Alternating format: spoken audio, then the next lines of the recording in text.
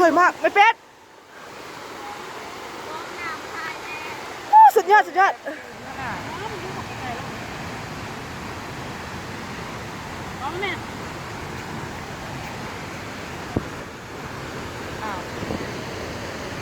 ป้าลงไป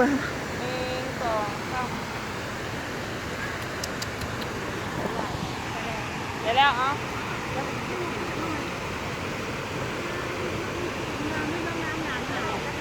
ลิ้นบ่ได้ก่อน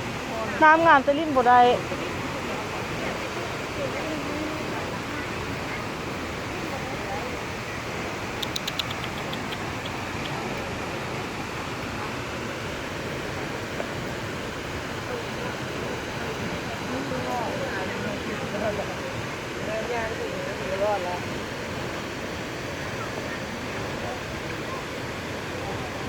ล้มไปดีละ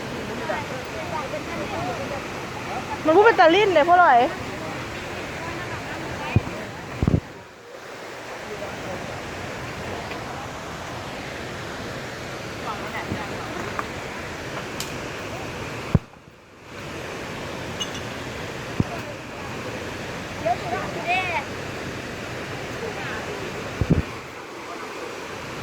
สวยมากงาม